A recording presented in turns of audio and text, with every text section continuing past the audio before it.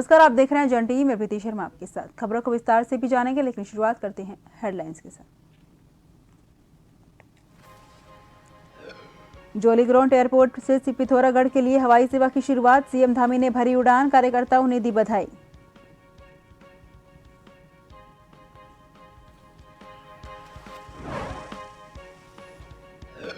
केंद्र का 1 फरवरी को अंतरिम बजट। उत्तराखंड के वित्त मंत्री प्रेमचंद ने कहा, राज्य में लागू की जाने वाली योजनाओं के लिए ज्यादा बजट मिलने की उम्मीद, राजस्व के लिए ज्यादा नहीं सोर्स।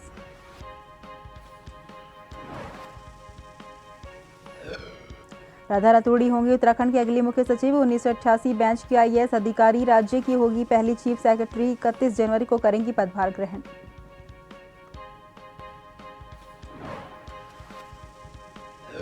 लोकसभा को लेकर उत्तराखंड निर्वाचन आयोग की कार्यशाला। पेड न्यूज और फेक न्यूज के नियमों पर मीडिया को ब्रीफ किया। चुनाव की नियमावली को रखा गया समक्ष।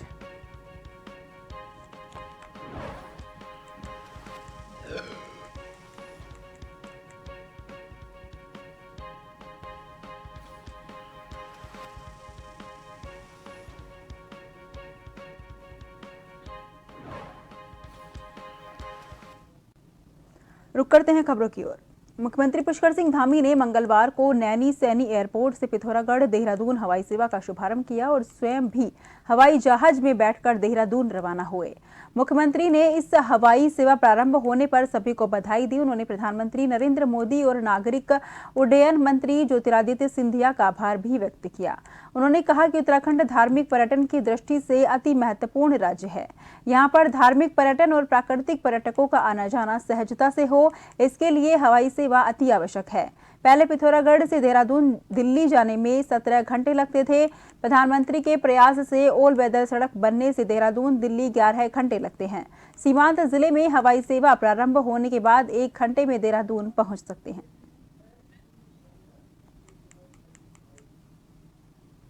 बड़े लंबे समय से सबकी प्रतीक्षा थी कि पिथौरागढ़ से देहरादून हवाई सेवा प्रारंभ हो और काफ़ी सारी इसमें औपचारिकताएं भी थी। मैं आज इस सेवा के यहाँ से प्रारंभ होने पर हमारे देश के यशस्वी प्रधानमंत्री आदरणीय नरेंद्र मोदी जी का, नागरिक उड्डयन मंत्री श्री ज्योतिरादित्य सिंधिया जी का मैं दिल से आभार व्यक्त करता हूँ कि हमारे यहाँ से सेवा प्रारंभ हो गई है। और इस सेवा के प्रारंभ होने से जहाँ पिथौरागढ़ आसपास के क्षेत्रों में जो हमारे काम करने वाले लोग हैं, आने जाने वाले लोग हैं, उनका सबको सुविधा होगी। इसके साथ साथ जो हमारा पर्यटन है, मानसखंड की यात्रा है, वह भी लोग आसानी से कर पाएंगे। दिल्ली स्थित लाल किला परिसर में आयोजित भारत पर्व के माध्यम से उत्तराखंड राज्य के हस्तशिल्प, लोक संस्कृति और खान पान को प्रदर्शित किया गया है। इसके अतिरिक्त उत्तराखंड राज्य की झांकी थीम विकसित उत्तराखंड को समारोह स्थल में प्रदर्शित किया गया है। इस महोत्सव में उत्तराखंड राज्य की झांकी विकसित उत्तराखंड आगंतुकों के बीच मुख्य आकर्षण का केंद्र रही। विकसित उत्तराखंड झांकी के उग्र भाग में उत्तराखंड की महिला को पारंपरिक वेशभूषा में स्वागत करते हुए दिखाया गया और पारंपरिक व्यंजन मंडुआ, झंगोरा, रामदाना और कोणी की खेती अथवा राज्य पक्षी मोनाल को दर्शाया गया। झांकी के मध्य भाग में होम स्टे को दिखाया गया और इस योजना से हजारों ग्रामीणों को रोजगार भी मिल रहा है। इसके अलावा उत्तराखंड राज्य के पारंपरिक व्यंजनों को शेफ द्वारा प्रदर्शित किया गया, जिसका भारत पर्व में आए दर्शकों ने पारंपरिक व्यंजनों का लुत्फ उठाया और दर्शकों द्वारा बहुत सराहा गया। आगंतुकों के द्वारा भारत पर्व में उत्तराखंड के लोक कलाकारों द्वारा उत्तराखंडी सामूहिक लोकगीत और नंदा राम जात छपेली पन्यारी जोन सारी नृत्य का कार्यक्रम प्रस्तुत किया गया। इस अवसर पर सूचना विभाग के संयुक्त निदेशक झांकी के नोडल अधिकारी KS चौहान, मीडिया कोऑर्डिनेटर मुख्यमंत्री मदन मोहन सती और जनसंपर्क अधिकारी पर्यटन कमल किशोर जोशी मौजूद हैं। इस बार उत्तराखंड राज्य की जो झांकी विकसित उत्तराखंड थीम पर आधारित थी और पहली बार उत्तराखंड राज्य को भारत पर्व में मौका मिला है। और उत्तराखंड राज्य की जो झांकी थी वो हम लोगों ने 22 जनवरी को लाल किले पर स्थापित कर दी थी और 22 जनवरी से लेकर 31 जनवरी तक लाल किले पर ही है और लाखों लोग पूरे देश के झांकी का दीदार कर रहे हैं। और इस बार जो थीम थी उत्तराखंड राज्य की झांकी की, वो विकसित उत्तराखंड पे थी, जिसपे हमने उत्तराखंड के जो पारंपरिक ड्रेस है उसको प्रदर्शित किया था, उत्तराखंड के जो होम स्टे है उसको प्रदर्शित किया था, उत्तराखंड की ऑल वेदर रोड है और ऑल वेदर रोड के अतिरिक्त जो कर्णप्रयाग ऋषिकेश कर्णप्रयाग रेल लाइन है उसको इसमें हमने दिखाया गया था। और एपण आर्ट को कुल मिला के इस बार विरासत और विकास इस थीम पे आधारित हमारी झांकी थी, जिसको काफ़ी लोगों ने लाल किले पर भारत पर्व में सराहा है और लाखों लोगों ने इसको देखा है। लोकसभा चुनाव के मद्देनजर भारत निर्वाचन आयोग द्वारा राज्य स्तरीय मीडिया कार्यशाला का आयोजन किया गया, जिसमें चुनाव के दौरान प्रिंट, सोशल और टीवी मीडिया की भागीदारी और जिम्मेदारी की जानकारी दी गई। मुख्य निर्वाचन अधिकारी उत्तराखंड डॉक्टर वी षणमुगम की अध्यक्षता में हुई कार्यशाला में पेड न्यूज और फेक न्यूज के नियमों पर मीडिया को ब्रीफ किया गया। वहीं चुनाव की नियमावली को सबके समक्ष रखा गया। मुख्य निर्वाचन अधिकारी ने कहा कि लोकतंत्र में मीडिया की मुख्य भूमिका है और लोकसभा चुनाव को पारदर्शी बनाने के लिए ये कार्यशाला का आयोजन किया गया, जिससे मीडिया को चुनाव के दौरान अपनी जिम्मेदारी का पता चले।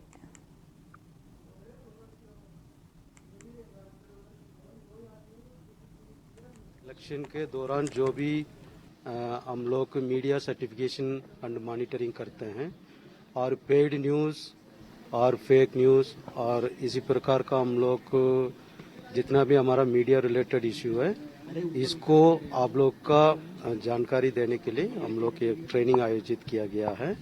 इसमें हमारा मीडिया डिपार्टमेंट में हमारा एक्सपर्ट लोग हैं, वो कमीशन की गाइडलाइंस है और उसका विस्तृत जानकारी देंगे।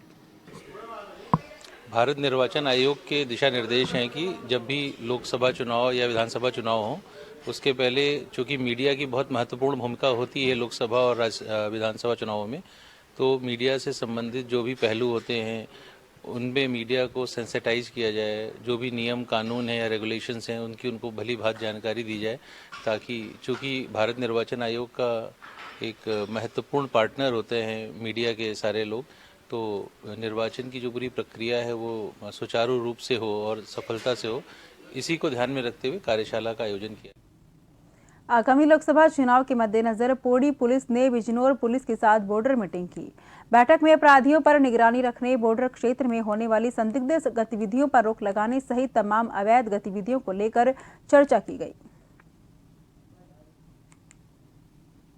आज यूपी और उत्तराखंड में जो समन्वय बैठक थी वो की गई है जनपद स्तरीय। इसमें पौड़ी गढ़वाल पुलिस और जो बिजनौर पुलिस है उसके अधिकारी सम्मिलित हुए थे और उसमें जो आगामी चुनाव है लोकसभा उससे संबंधित जो कोऑर्डिनेशन है वो बैठक की गई। इसमें जो भी हमारे यहाँ के अपराधी हैं जो बिजनौर में रहते हैं, बिजनौर के जो अपराधी हैं जो हमारे यहाँ पर है, उनकी लिस्ट भी शेयर की गई है और आपस में जो समन्वय बना रहेगा उस चीज़ के लिए वार्ता की गई और जो भी इंफॉर्मेशन शेयरिंग है उसके लिए ग्रुप्स भी बनाए गए हैं और लगातार हमारे अधिकारी टच में रहे हैं। लोहाघाट में राज्य विधिक सेवा प्राधिकरण के तत्वावधान और जिला प्रशासन के सहयोग से चंपावत जिले के लोहाघाट विधानसभा के ग्राम पंचायत फोर्ती में बहुउद्देशीय विधिक साक्षरता शिविर का आयोजन किया गया। जिला विधिक सेवा प्राधिकरण चंपावत की अध्यक्ष के निर्देश में सचिव शिवानी पशबोला की अध्यक्षता में ग्राम सभा फोर्ती के रामलीला मैदान में आयोजित विधिक और बहुउद्देशीय कैंप में लोगों को विभिन्न कानूनी जानकारी देने के साथ ही उनकी विभिन्न समस्याओं का मौके पर निस्तारण किया गया।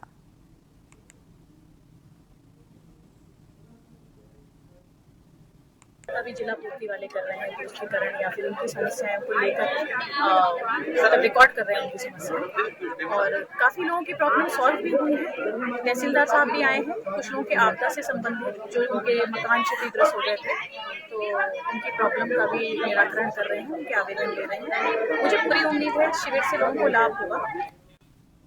आरक्षी राजेंद्र सिंह नाथ ने 29 जनवरी दक्षिण अमेरिका महाद्वीप के अर्जेंटीना में स्थित सबसे ऊंची चोटी माउंट अंकोकागुआ, जिसकी ऊंचाई 6,961 मीटर को सफलतापूर्वक फतह कर देश और उत्तराखंड पुलिस का नाम रोशन किया है। उत्तराखंड पुलिस महानिदेशक अभिनव कुमार द्वारा सफलतापूर्वक आरोहण करने के लिए मुख्य आरक्षी राजेंद्र नाथ की सराहना की है।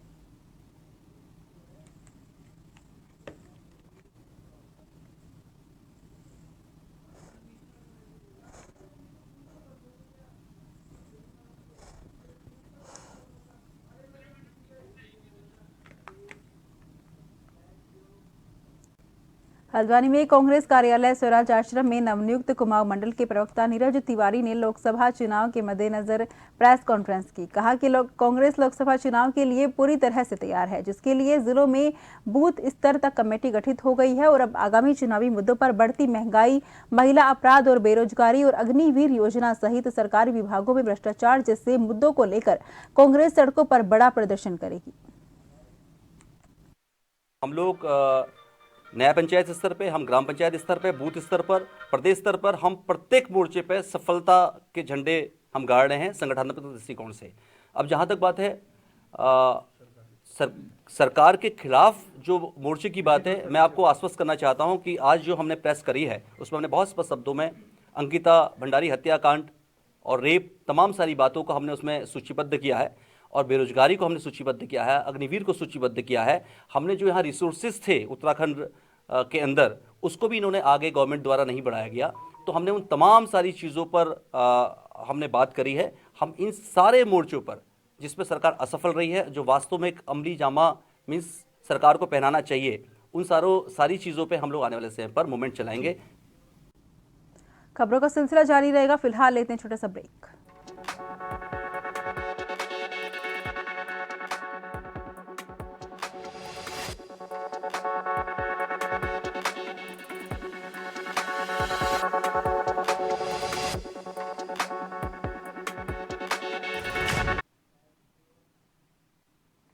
ब्रेक के बाद फिर से आपका स्वागत है। रुक करते हैं खबरों की ओर।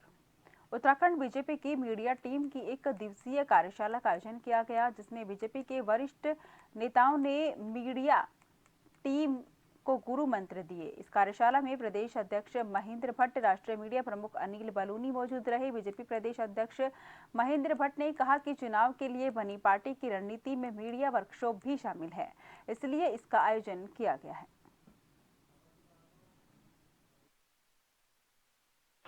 राजनीतिक क्षेत्र में बहुत बड़ा महत्व हो गया है, तो हमारे अनेकों जो मीडिया से जुड़े हुए केंद्रीय पदाधिकारी अनिल बलूनी जी इस पर रहने वाले हैं। कौन कौन से विषय राजनीतिक विषय महत्वपूर्ण समाज के बीच में जाने चाहिए, उन सब विषयों को लेकर चर्चा होगी। रणनीति का हिस्सा है और हमने पूरे प्रदेश के मीडिया के जो हमारे कार्यकर्ता हैं जिनको इसमें जोड़ा गया है, उन सबको इसमें आमंत्रित किया है। अध्यक्ष जी,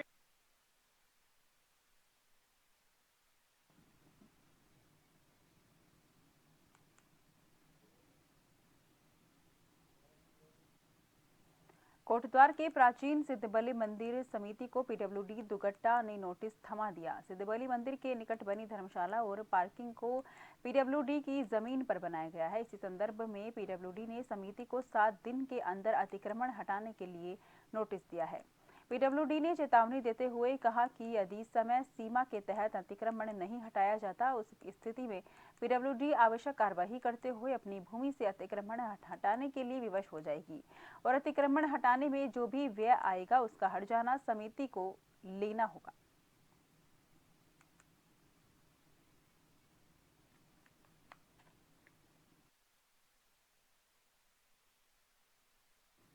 मंगलौर कोतवाली क्षेत्र के गांव मोहम्मदपुर जट के एक नाले में खून से सना शव मिलने से पूरे गांव में सनसनी फैल गई। सूचना पर एसपी देहात रुड़की में पुलिस जाब्ता मौके पर पहुंचे और मामले की गंभीरता से जांच में जुट गए। पुलिस कप्तान परमेंद्र सिंह डोभाल ने बताया कि फोरेंसिक टीम ने भी मौके का जायजा लेते हुए जरूरी कार्यवाही की है। उन्होंने ये भी बताया कि व्यक्ति की किसी धारदार हथियार से हत्या की गई है, जिसके बाद व्यक्ति के शव को नाले में डाल दिया गया है। वहीं पुलिस गहनता से पूरे मामले की जांच कर रही है और विभिन्न धाराओं में अज्ञात लोगों के खिलाफ मुकदमा दर्ज कर कार्रवाई अमल में लाई जाएगी। क्षेत्र में एक व्यक्ति जिसकी उम्र करीब 54 साल थी, रमेश सन ऑफ घसीटा, ये आज एक मृत अवस्था में यहाँ मिला था और प्रथम दृष्टया जब हम लोग यहाँ पर पहुँचे हैं तो इसको धारदार हथियार से मार के इसके सर पर इसकी हत्या कही गई है। ये इस चीज़ को हम लोगों ने प्रथम दृष्टया संज्ञान में लिया है। इस पर गंभीर धाराओं में जो भी अभियोग है उसे पंजीकृत करके शीघ्र ही इसकी जो भी इसके पीछे है उसके अरेस्टिंग का हम लोग जल्दी ही प्रयास करेंगे।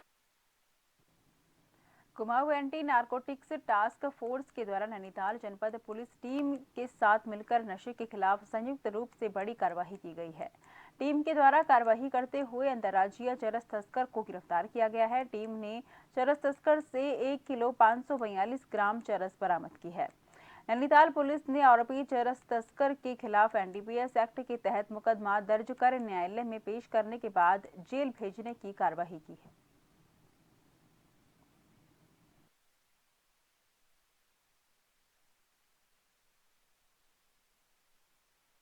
की एनटीएफ विंग ने और नैनीताल पुलिस ने एक संयुक्त कार्रवाई करते हुए एक अंतर्राज्यीय ड्रग तस्कर को थाना मुक्तेश्वर से गिरफ्तार किया। इससे पूछताछ करने में पता चला कि ये जो चरस को है प्लेन्स के इलाकों जैसे कि उधम सिंह नगर, नैनीताल और दिल्ली तक सप्लाई करता था। इसके पास से लगभग 1 केजी 542 ग्राम चरस बरामद हुई है। इसकी अंतर्राष्ट्रीय मार्केट में लगभग 7 से 8 लाख रुपए कीमत है। कितने लोग टोटल हैं? टोटल 1 लोग गिरफ्तार किए गए हैं इसमें। डोईवाला के बड़कोट वन क्षेत्र के अंतर्गत एक बार फिर बेशकीमती खैर के पेड़ों को काटा गया है। वन विभाग द्वारा वन तस्करों को पकड़ने की लगातार कोशिशों के बावजूद वन तस्करों के हौसले इतने बुलंद हैं कि जोलीग्रांट एयरपोर्ट के सामने नेशनल हाईवे के किनारे ही बेशकीमती खैर के पेड़ों को काटा गया है। वहीं जब वन विभाग द्वारा इन वन तस्करों को पकड़ने के लिए स्थानीय वन गुज्जरों से पूछताछ की गई तो वन गुज्जरों ने वन विभाग पर आरोप लगाते हुए कहा कि हम जंगल को क्यों काटेंगे, जंगल से हमें हरा चारा मिलता है जिसे हम अपने पशुओं को खिलाते हैं। वन विभाग द्वारा हम लोगों को बेवजह परेशान किया जा रहा है। जितने भी यहाँ का क्षेत्र के गुज्जर परिवार हैं, लगभग मैं इन्हें 3 पीढ़ी से जानता हूँ और ये कभी भी इस टाइप का काम नहीं करते। और रेंजर हो चाहे कोई हो, उन्हें सब पता है कि कौन लकड़ी चोर है और कौन यहाँ पर ये पेड़ कटवा रहा है। लेकिन वो क्या करते हैं कि इन्हें ये क्योंकि गरीब है और फिर गुज्जर है और फिर मुसलमान है, इसलिए इन्हें टारगेट किया जा रहा है। इसलिए इन्हें टारगेट किया जा रहा है। और ठीक है, तुम्हें जो पूछताछी करनी है तो ले जाके पूछताछ करो। इन्होंने इसे इतना पीटा, 2-3 डंडे तोड़े उसके ऊपर और जब डंडा टूट गया तो ऐसे उसको डंडे को उनके पेट पर मारा। कौन है ये जिसको बताया जा रहा है कि तो वहाँ काम भी करता है? ये लगभग मुझे ऐसा लग रहा है कि 8 या 10 साल से तो इनके जो सुरक्षा अधिकारी होते हैं उनके साथ में काम करता है ये, और 10-11 साल से काम कर रहा है, तो ये गलत बात है। अब क्या साल से रह रहे हैं? जी अहमद अली। कितने साल से यहाँ रहते हैं? हमें तो 3-4 पीढ़ियाँ गुजर गई सर। क्या हुआ घटनाक्रम? यहाँ पेड़ कटे हैं? पेड़ तो कटे हैं साहब, अब हमें तो कुछ जानकारी इतनी नहीं है। और हम अगर हमारे पे दबाव डाल रहे हैं जंगलात वाले। अच्छा। आगे भाई गुजरों का काम है, हम अगर काटते हैं तो हम अपने जंगलों का नुकसान क्यों कराते हैं? हमारे तो गाय भैंसों का पत्ता है, तो उससे तो हमारे को भी नुकसान हो रहा है बहुत ज्यादा। पीढ़ी दर पीढ़ी रह रहा है, तो परेशान किया जा रहा है। परेशान कर रहे हैं। कभी रात को आ रहे करे तुम्हारी हाथ है, तुम्हारा हाथ है। हमारा हाथ क्या होना, हमारा तो रोजी रोटी है, उसे अगर खो देंगे तो हम जाएंगे कहाँ? जो काटते हैं बिल्कुल उनकी कार्रवाई होनी चाहिए, वो पकड़े जाने चाहिए, जरूर पकड़ने जाएंगे। उधम सिंह नगर जनपद के पुलभट्टा थाना क्षेत्र में तेज रफ्तार बाइक ने साइकिल सवार मजदूर को टक्कर मार दी, जिससे साइकिल पर सवार 2 व्यक्ति और बाइक सवार भी गंभीर रूप से घायल हो गए। तीनों घायलों को उपचार के लिए किच्छा अस्पताल ले जाया गया, जहां साइकिल सवार व्यक्ति को डॉक्टर ने मृत घोषित कर दिया। वहीं सूचना पर पहुंची पुलिस ने मृतक के शव को कब्जे में लिया और पूरे मामले की जांच शुरू कर दी। थाना क्षेत्र के सिरौली कला एरिया में एक बाइक और साइकिल सवार की जो है आपस में एक्सीडेंट हुआ, जिसमें बाइक पर एक व्यक्ति था, 2 व्यक्ति साइकिल पे थे। तो तीनों व्यक्ति उसमें घायल हैं, जिनमें से एक घायल की मृत्यु हो गई है और बाकी 2 घायलों का उपचार चल रहा है वहाँ लोकल हॉस्पिटल में। और इसमें हम घटना के कारणों की जांच कर रहे हैं, उसमें जो भी तथ्य आते हैं उसके हिसाब से इसमें अग्रिम कार्रवाई की जाएगी। उत्तराखंड की टूरिज्म इंडस्ट्री 1 फरवरी को पेश होने वाले अंतरिम बजट में जीएसटी से बड़ी राहत की उम्मीद कर रही है। होटल कारोबारियों की एक बड़ी मांग कुमाऊं क्षेत्र में बुनियादी ढांचे के विकास की भी है। देखिए रिपोर्ट। उत्तराखंड की टूरिज्म इंडस्ट्री 1 फरवरी को पेश होने वाले अंतरिम बजट में जीएसटी से बड़ी राहत की उम्मीद कर रही है। जीएसटी के बनाने के बाद में काफी सिस्टम में सुधार तो हुआ है, लेकिन जिस तरीके से अलग अलग स्लैब्स हैं 5%, 12%, 18%, उन सबको एक सिंगल स्लैब करके हम लोग एक 5% के आसपास हम लोगों से एक सिंगल चार्ज करें और उसके हमको रिवर्स चाहे कुछ दें या ना दें, लेकिन एक सिस्टम को थोड़ा सा ईज कर देंगे तो हम लोगों के लिए बहुत ज़्यादा बेटर हो जाएगा अपने इंडस्ट्री के लिए काम करना। वैसे ही हम लोग काफ़ी मंदी के दौर से गुजर रहे हैं, तो स्ट्रगल कर रहे हैं, तो थोड़ा सा हम एक्सपेक्ट करते हैं कि हम लोगों को थोड़ा सा टैक्सेशन में सुधार किया जाएगा और सिस्टम को थोड़ा सा ईज किया जाएगा हम लोगों के लिए। होटल कारोबारियों की एक और बड़ी मांग कुमाऊं क्षेत्र में बुनियादी ढांचे के विकास की है, जिससे क्षेत्र को पर्यटकों के लिहाज से और ज्यादा सुलभ बनाया जा सके। बजट से उम्मीदें हैं हमें, अपने चीफ मिनिस्टर साहब से उम्मीदें हैं कि हमारे लिए कुमाऊनी एरिया में और नैनीताल एरिया में जो डेवलपमेंट पीछे रह गई हैं, जैसे आने के रास्ते हैं, यहाँ पर जो हमारे टूरिस्ट को बढ़ावा देने के लिए जो मेजर चीज़ें हमें चाहिए वो उपलब्ध कराई जाएं और एक स्पेशल टीम गठित की जाए जहाँ जो कि यहाँ के टूरिस्ट को और ज़्यादा आगे लेके चले। आमतौर पर होटल उद्योग भी दशकों से बुनियादी ढांचे में सुधार के लिए संघर्ष कर रहा है। पर्यटन उद्योग के विशेषज्ञों के मुताबिक ऐसा होने से होटल प्रोजेक्ट भी सस्ते लोन के जरिए दूसरे उद्योगों की तरह विकसित हो सकेंगे। फिलहाल 7,500 रुपए से ज्यादा के होटल रूम पर 18% जीएसटी लगता है। कारोबारियों को उम्मीद है कि इसे 12। फिलहाल के लिए मुझे दीजिए इजाजत। देश भर की तमाम खबरों के लिए आप लगातार देखते रहिए जन टीवी।